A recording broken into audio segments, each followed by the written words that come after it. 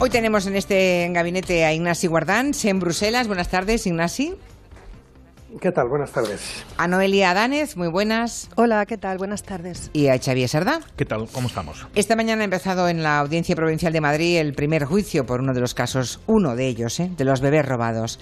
El acusado, ya saben, es Eduardo Vela, es un nombre que nos resulta familiar, ¿verdad? El ginecólogo, que era quien dirigía la Clínica San Ramón de Madrid, en la que se denunciaron este caso, por el que hoy se llega a juicio, bueno, y muchísimos otros. ¿Qué hace la Fiscalía? Pues pide 11 años de cárcel para este médico, que ha intentado, no lo ha conseguido, hay que decirlo, evitar el banquillo, ¿no? Intentó alegar que tenía principio de demencia senil, pero al final no se lo han podido ahorrar, ha ido al banquillo. Bien, con este proceso podemos decir que culmina una batalla judicial muy larga de una de sus víctimas, mientras hay otras miles que están esperando a que se haga justicia. Y cuando decimos que se haga justicia, en muchos casos sería simplemente saber la verdad, ¿no? Su verdadera identidad.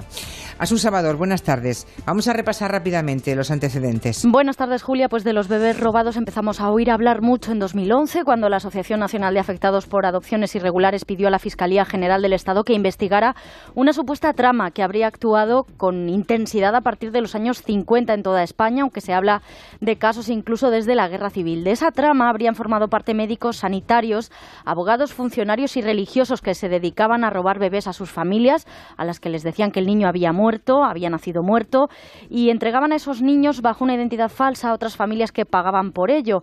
Así lo habrían hecho con miles, no hay un cálculo exacto, no hay un censo, pero sí distintas cifras, 30.000 según un auto del juez Garzón, 300.000 según las asociaciones de afectados. El entonces fiscal general, Conde Pumpido, lo derivó a las fiscalías provinciales y en el año 2012 arrancó la primera investigación judicial por uno de los casos. Era el de María Luisa Torres, la madre que acusó a la monja María Gómez Balbuena, la conocida Sor María, de haberle arrebatado a su hija en 1982 en otra clínica madrileña, la de Santa Cristina. Pero conforme avanzaba la instrucción y aparecían nuevos casos, muchos de ellos relacionados, Sor María falleció y la causa se archivó. Mientras, varias asociaciones se pusieron a recabar otros casos. Entró en funcionamiento la Oficina de Información del Gobierno, que recopiló cerca de 600 expedientes. Se abrieron diligencias, pero más del 60% se cerraron antes del final de 2015. Ha habido varias iniciativas parlamentarias en España y también en Europa, y por la vía judicial el punto de inflexión llegó en 2016. Entonces, la titular del Juzgado de Instrucción 46 de Madrid, Elena Gutiérrez, emitía el auto en el que proponía llevar a juicio al doctor Vela, porque su firma aparecía, él lo reconoció en la instrucción, aunque hoy lo ha negado, en la partida de nacimiento de 1969 de una niña cuya supuesta madre biológica era estéril. Esa niña era Inés Madrigal, la mujer que hoy preside la asociación SOS Bebés Robados de Murcia, y su caso ha sido, como decías, Julia, el primero que se juzga entre hoy y mañana en la Audiencia Provincial de Madrid. Gracias, Asun. Buenas tardes. Gracias a vosotras. Y buenas tardes a Inés Madrigal. ¿Cómo estás, Inés? Buenas tardes, Julia. La verdad es que llevo un día de emociones encontradas impresionante. Ya imagino. Inés Madrigal estuvo en este programa hace algunas semanas y dijimos, el día del juicio por la tarde volvemos a hablar contigo. Nos decías entonces, creo que hace un mes más o menos, que estabas esperando un momento de cruzar tu mirada con la del ginecólogo, con la del médico que te extrajo del vientre de una mujer que no conoces y te regaló o te vendió a la mujer que ha sido y que ha actuado siempre como tu madre, ¿no? Y que, recordemos, para situar un poco a los oyentes, llegó incluso a ser imputada en este asunto, y ella, con una enorme generosidad, con amor de madre, podemos decir, no le importó lo que le ocurriese a ella con tal de que tú supieras la verdad, ¿no? Y que pudieras alcanzarla. Cuéntanos un poco cómo ha ido hoy el día. ¿Cómo contarías lo que has vivido en el juicio, Inés? A ver, lo primero es darte las gracias porque haces mucho inciso en que somos miles de víctimas, esa es la verdad. Yo me ha tocado, por circunstancias, ser la imagen visible, pero somos miles, muchos miles, con historias tremendas y terribles. Y con respecto al día de hoy, que han estado conmigo apoyándome, me he sentido súper arropada y, bueno, han sido generosos al máximo, han venido de cualquier punto de España, han venido hasta incluso de Canarias, de Bilbao, de Sevilla, de Huelva, de Cádiz. de Almería, de Murcia, de Extremadura. Ha sido impresionante, no te lo puedes ni imaginar. Y a todos los llevaba conmigo, y por supuesto a mi madre, porque si no hubiera sido por esa gran generosidad que ella tenía, porque ella era madre y ha sido madre aunque no haya parido jamás, y a mí me lo ha enseñado así, y por ella hemos llegado a este punto. Pues cuando ha entrado el doctor le he dado las gracias, Julia, por haber venido, porque si no hubiera venido hubiera sido terrorífico. Él ha intentado, yo hubiera hecho lo mismo de estar en su piel, obviamente, hasta el último momento no acudir al juicio, hasta que la audiencia efectivamente dictaminó el forense de que sí que estaba en condiciones. De hecho, cuando ha terminado hoy la vista, su abogado y yerno ha pedido, por favor, que no fuese, que no acudiese al día siguiente, y la magistrada ha dicho que había estado estupendamente toda la mañana allí sentadito y que sí, que mañana también, por favor, que acudiera. Que volviese mañana. Exacto. ¿Y qué has sentido cuando has visto? Porque claro, tú nunca le habías visto personalmente, tenías dudas, Inés, de que acudiera hoy a juicio. Él había dicho en su momento que era una firma la que estaba en tu certificado, en tu partida de nacimiento. Hoy lo ha negado, hoy ha dicho que esa no era su firma. Ha habido una cosa curiosísima, de cual, bueno, pues lo ha relatado Guillermo Peña. Yo no estaba en su testimonio, puesto que estaba fuera, ya que estaba citada como testigo, y los testigos no podemos entrar hasta que nos llaman en sala. Y ha sido una cosa, súper curiosa, porque cuando le ha preguntado la fiscal, balbuceaba y contestaba a duras penas, de forma vaga. Cuando le ha preguntado mi abogado también, pero cuando le ha preguntado el suyo, parece ser que en ese momento ha obtenido una mejoría instantánea, y bueno, pues ha podido contestarle bastante bien a su abogado, ¿no? De lo cual me alegro. Y en ese momento es cuando ha negado que la firma fuera la suya, ¿no? Sí, ha dicho que no se acordaba, cuando no. en la otra vez, en el careo, la reconoce como suya. Y en una cámara oculta que han emitido hace poco en La Sexta, también decía que todo aquello que llevaba su firma lo había hecho él. Eso lo decía él en la cámara oculta directamente, ¿no? Y hasta el día de hoy, Inés, ¿cuántas trabas te has encontrado, tanto a nivel personal y judicial? Porque llevas muchísimo tiempo peleando este asunto. Pues mira, siempre digo que bueno, la Audiencia de Madrid ha sido siempre muy valiente con nuestros casos, porque cada vez que algún juzgado ha archivado alguno y ha habido un recurso a la audiencia ha reabierto el caso por norma. Entonces, yo estoy muy agradecida a la justicia aquí en Madrid, pero es verdad que la justicia discrimina a las víctimas. Una madre, depende de dónde haya dado luz, o un hermano adoptado mío, un adoptado que quiera conocer sus orígenes, depende de dónde sea, puede encontrarse trabas hasta el punto de que le archivan los casos. Entonces, yo, entre comillas, he tenido un camino fácil. Lo que ocurre y quedó patente ayer en el Congreso, en el acto que hicimos, y quisimos trasladar las asociaciones a lo que eran los diputados que había allí, era que no hay una ley específica, que la balanza, por un lado están 2.000 archivos, más de 2.000 archivos, y por otro lado nada más que hay un caso, que es el mío, que ha llegado a juicio, y que eso es injusto. Desde luego es el único caso de momento y algo no funciona. Hay algunas propuestas, no sé qué te parece la de Izquierda Unida, que está preparando una proposición de ley para presentar a final de esta semana para agilizar la búsqueda de bebés robados, ¿no? Hay vuestras plataformas de afectados, estáis esperando de alguna manera alguna ley que os ampare, una especie de banco de ADN gratuito para cotejar filiaciones, algún fiscal que coordine todos estos casos en aquellos en los que ya hay reclamaciones, ¿no?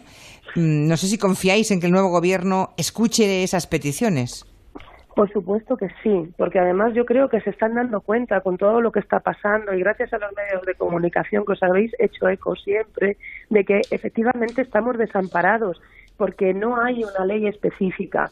Y la verdad es que no lo tienen tan complicado, porque España ha firmado cualquier convención, cualquier tratado en materia de derechos humanos. Entonces, por ejemplo, mira, en Nueva York el día 20 de diciembre de 2006 España firmó la Convención Internacional para la Protección de todas las personas contra las desapariciones forzadas, siendo ratificada esta en 2011.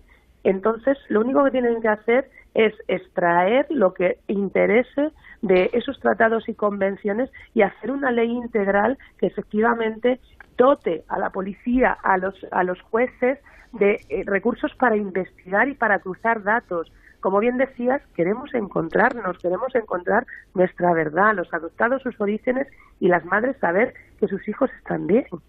¿Tienes alguna esperanza de encontrar a tu madre biológica?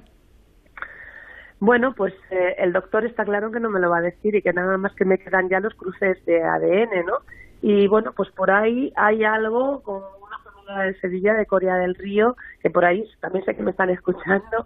Y bueno, pues espero y me encantaría que fueran ellos, porque la relación es fantástica, ¿no? Lo siguiente, y hay un parecido inmenso y todo es perfecto, no sé, es como algo mágico. O sea que de alguna manera ya has encontrado a quienes podrían ser tus hermanos, ¿no? Sí, efectivamente. De ser ellos hubiera sido un robo en toda regla, porque bueno, yo sería la sexta hija. Y bueno, esto sucedió en Sevilla, no le enseñaron el cuerpo, ya nos encargamos nosotros de todo, ¿no? La frase favorita. Pues salvo que quieran preguntarle algo Xavier Sardá, Ignasi Guardans y Noelia Danez. En algo que a lo mejor es una solemne tontería. Y siento pudor al decir lo que voy a decir. Yo pierdo a mi madre cuando tengo 7 años, dejo de verla, y luego fallece cuando yo tengo 8 años. Y escuchándola a ella, el mecanismo mental de decir qué es lo que uno preferiría si haber tenido una madre, aunque no sea la tuya, para luego sentir el gran vacío de no conocer a la tuya, o el caso mío en el cual te criaste sabes perfectamente, te quedaste huérfano, claro. Quién es, pero que no está. Desaparece a los 7 años.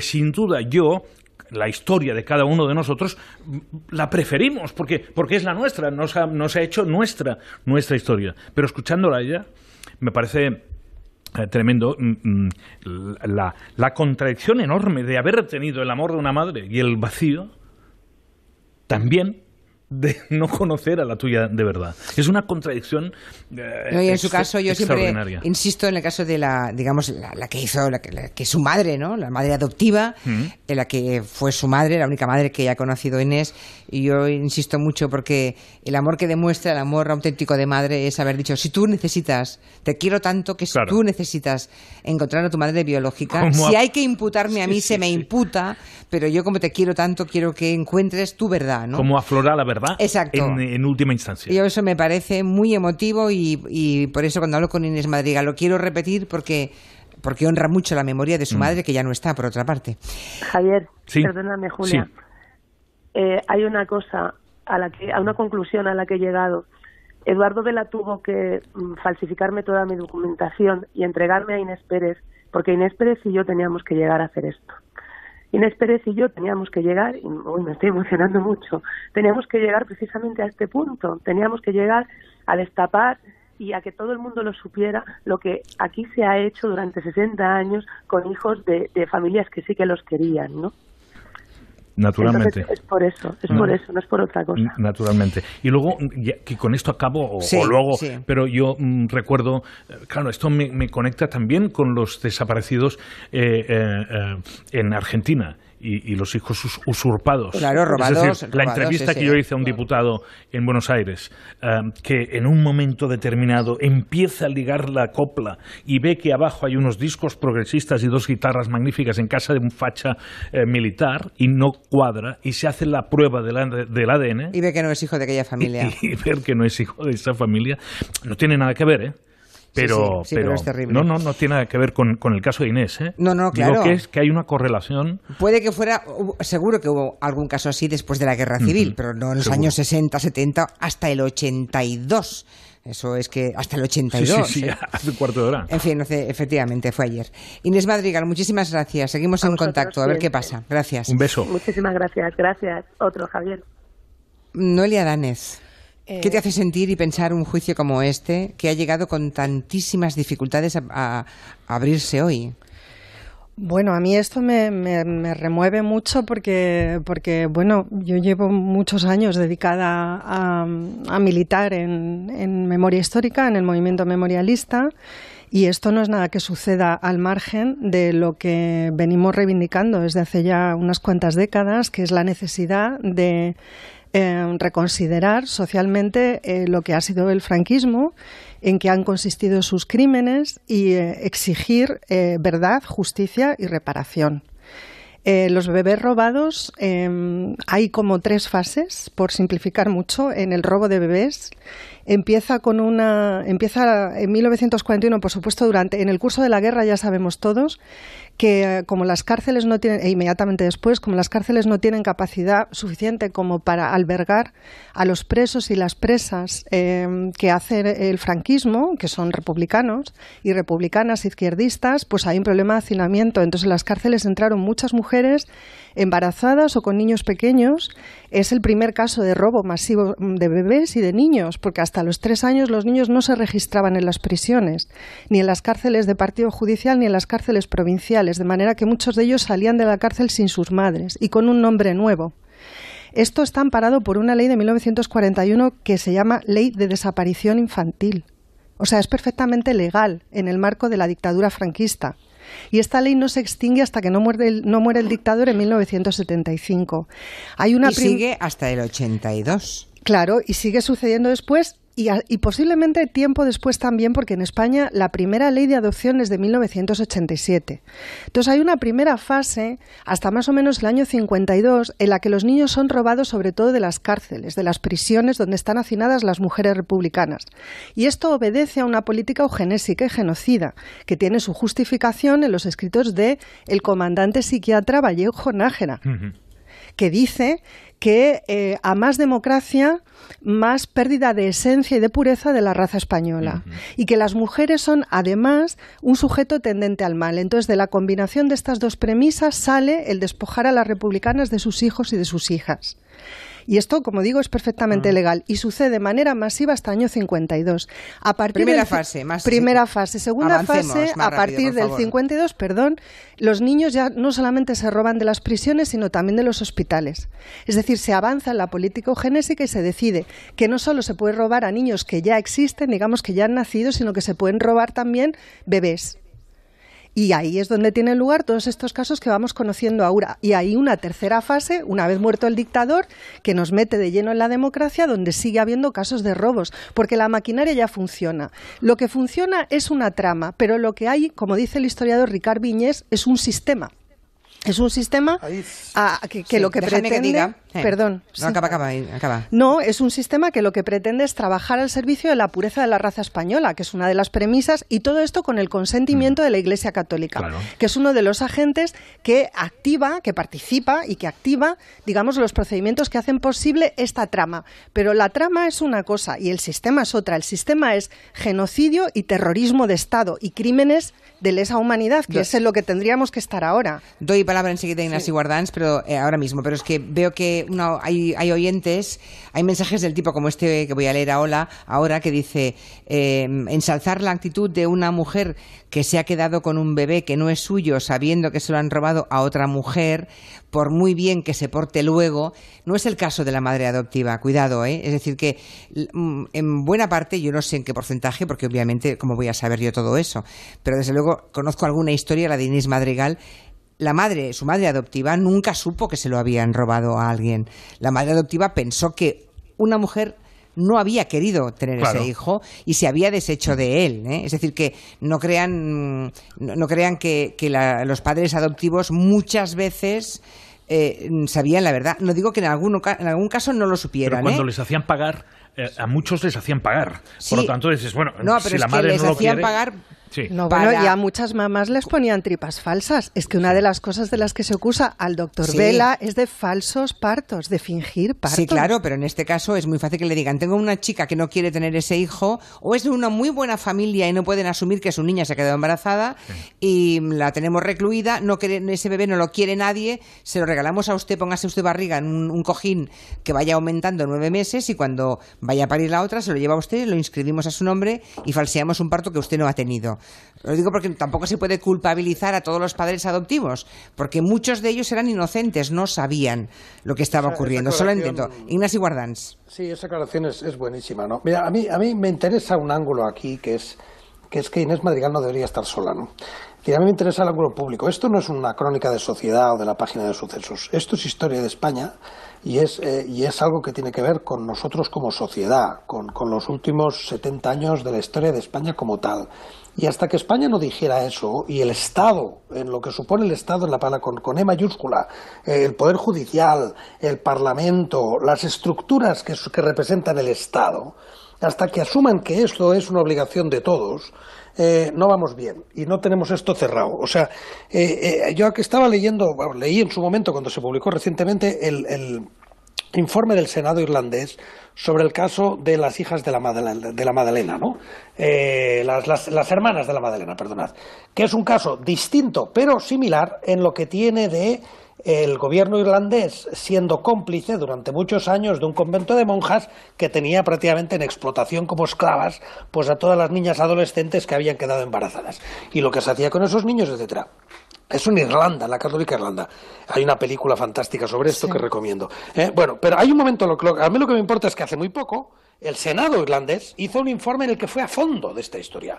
Y puso aquí nadie parece tener... Y aquí no. Claro, ahí está. Bueno, ahí está. Garzón lo intentó también. Claro, pero Garzón es una parte del Estado y mira dónde acabó el pobre, ¿no? El pobre en este caso concreto, por meterse en camisas de 11 varas.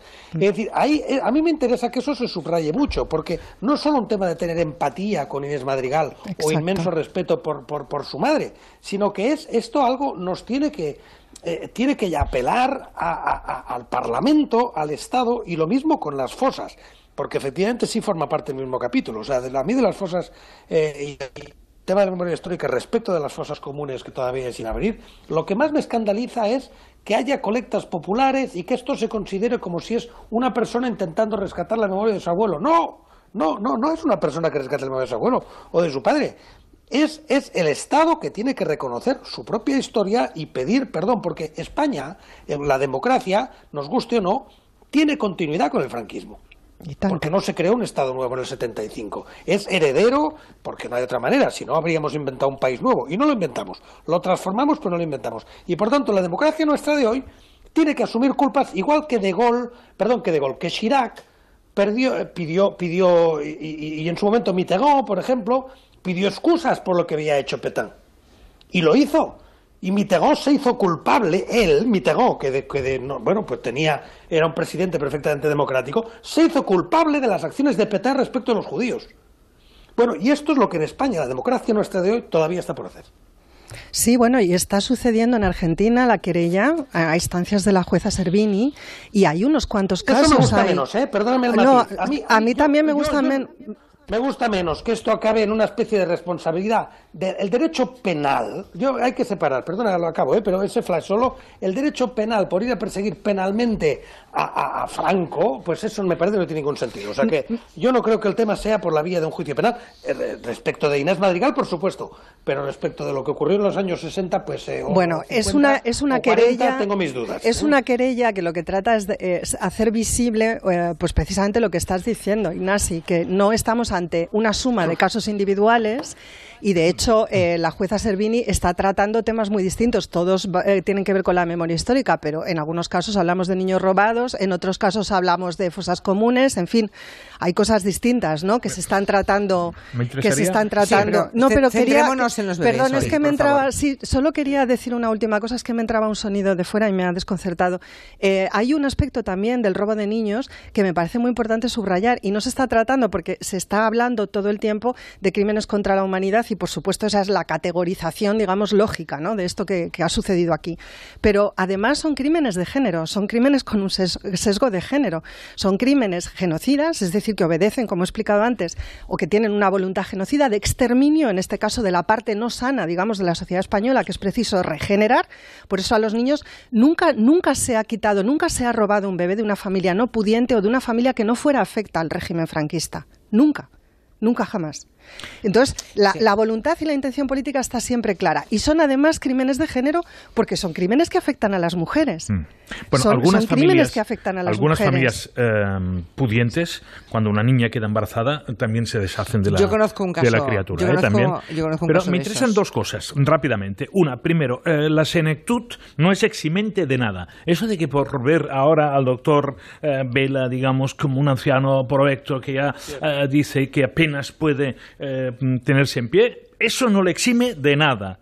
A ninguna senectud de nadie, ni de Billy el Niño, ni de Pinochet cuando lo tuvieron en Londres, ni de nadie. La vejez no nos exime de nada, absolutamente de nada. Y no tiene nada de venerable. De la cárcel en España sí, a partir de cierto momento. Bueno, no está claro, esto no está claro. Si no, todos encargarían un asesinato a un señor o a una señora de 80 años. No es así. Hay prisiones donde hay clínicas especializadas en la gente mayor, Sí. Es una especie de geriátrico, lo digo porque la gente mayor... en cárceles. Vamos a buscar a partir de qué edad, si hay una edad determinada a partir de la cual no se ingresa en la prisión. No, pero es que imagínate. Yo todos los octogenarios que he visto entrar en prisión por diferentes delitos han salido al cabo de un mes. Bueno, pero si un señor de 80 años asesina a 3 personas, va a la cárcel, no lo dudes. Bueno, claro. Es que claro, depende del delito. Y 2, otra cosa que me interesa muchísimo es la distinción entre ética y moral. Vamos a ver, ¿por qué? Porque la moral es algo que puede ser memorable, pero también puede ser una moral religiosa claramente que busca la expiación del pecado. No solo se trata de que sean mujeres que han tenido un incidente, es que son mujeres pecadoras. Madres solteras. Madres solteras, hijos del pecado. Por lo tanto, desde esta mentalidad también, el negocio que se puede hacer es secundario. Casi es para sufragar los gastos de la ayuda a estos hijos que conseguirán ir con familias no pecadoras. Esta noción de la moral religiosa, que los sentimientos religiosos consiguen cosas maravillosas, pero la moral religiosa desde algunos sectores es absolutamente nefando. Las monjas estas, con una crueldad extraordinaria... Y es fácil conseguir que los padres adoptivos paguen una cifra importante porque, digamos, vender la imagen de que va en beneficio de todo tipo de obras de beneficencia o de caridad es fácilmente... Y también de las pobres madres tienen buen marketing, que no pueden... Sí, ¿Ignasi? Por eso que conviene la responsabilidad personal, que efectivamente estoy de acuerdo que el doctor Vela, por mucho que parezca un viejecito tierno, pues tiene que asumir su responsabilidad penal en su caso, viva la presunción de inocencia, pero vamos, las pruebas están ahí, ¿no?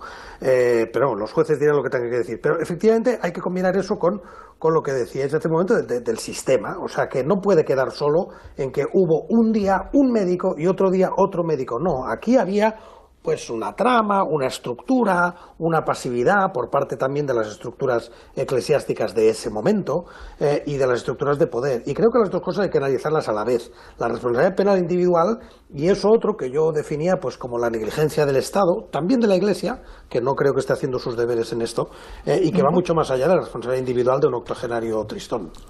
Sí, y desde luego, yo diría que es que no es negligencia, o sea, es que las instituciones del Estado tienen que tutelar a los niños y lo que hacen es desposeerlos de su identidad, de su nombre, de su vida, de su personalidad y de su filiación. Por eso es un crimen de lesa humanidad. No es por negligencia, es decir, no es por negligencia o inhibición, ni por ser... ¿Perdón? Es que no... de quién.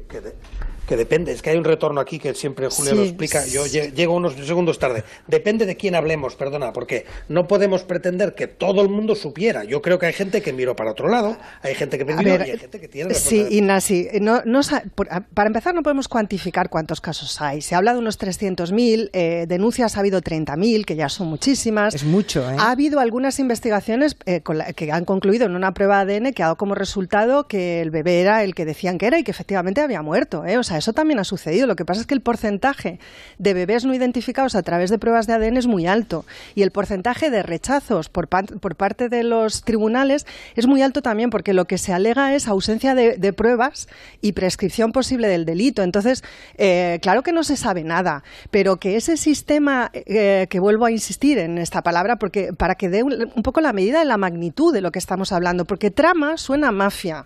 Y yo creo que el sistema remite a quienes eran los verdaderos responsables de lo que estaba sucediendo, que son las instituciones del Estado, en este caso del Estado de la dictadura franquista y después, lamentablemente, del Estado democrático que se construye entre el 77 y al menos el año 87, cuando se aprueba por primera vez la ley de adopción, que se aprueba por la presión de algunas denuncias que se hacen públicas porque precisamente lo que se viene a indicar con esas denuncias es que en España sí hay adopciones, pero que tienen lugar de manera irregular.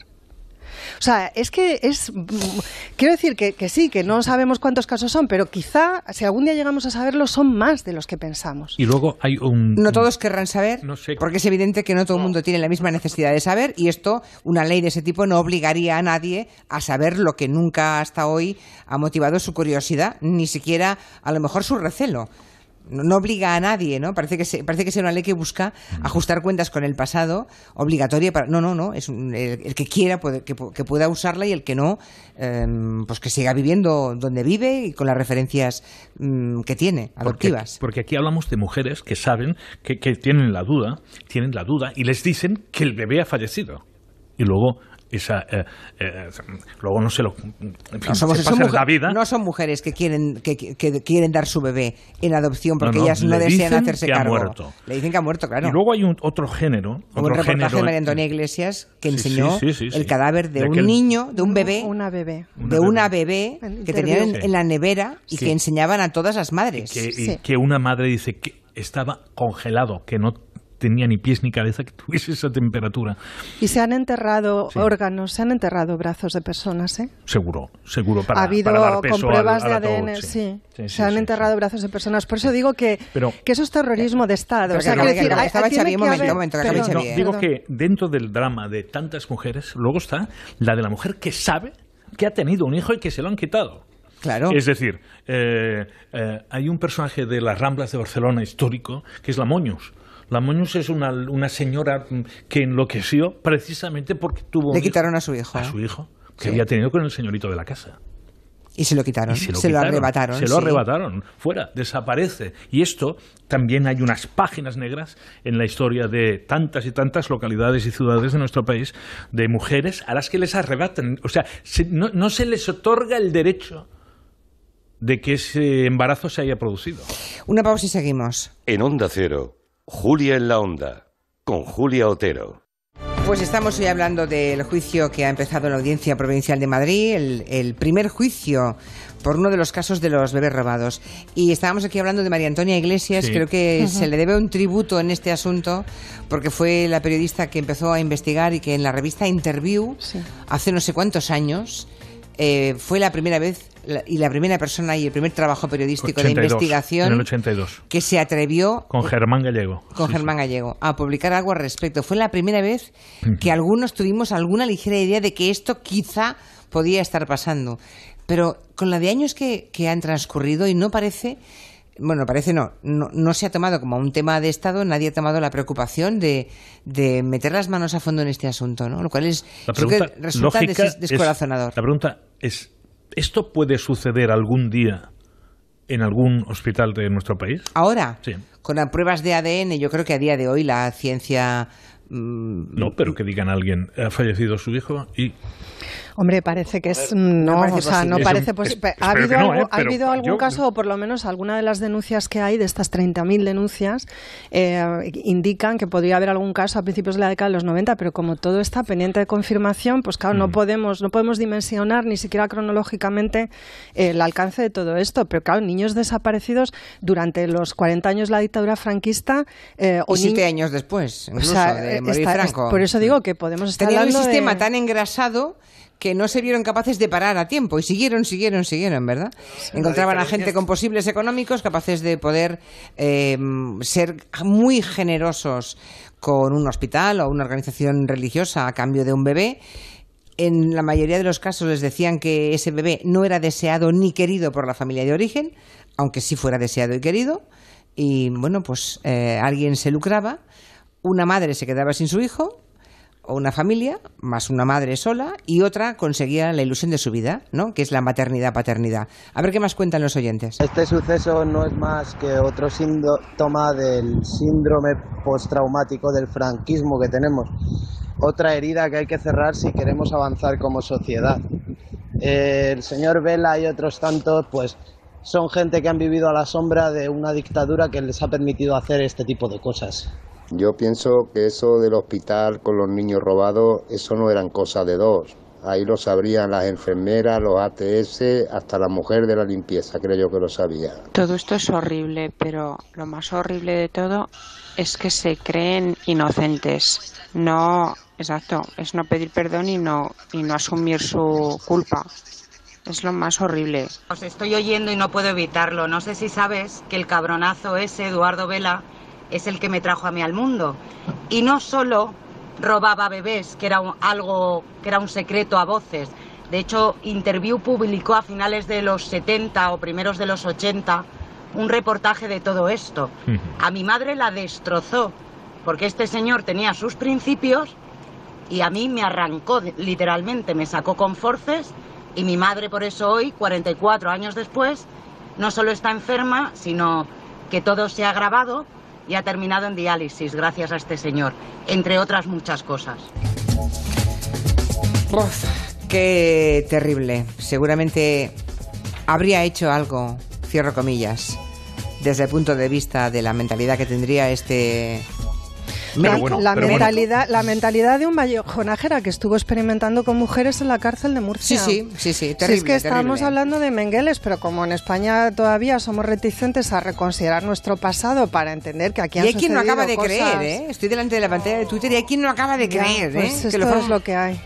Y es impresionante la cifra que habéis dado, la fecha que habéis dado del 82 de ese reportaje, en el que eso se publicó y la Fiscalía en ese momento no hizo nada, por ejemplo. ¿No? Y Vela ya declaró como investigado en el 2013. ¿Eh? Es memorable. Sí, en 2013. Claro. Está ahí sentado. Cuando preguntaba Javier Sardá, esto podría volver a ocurrir.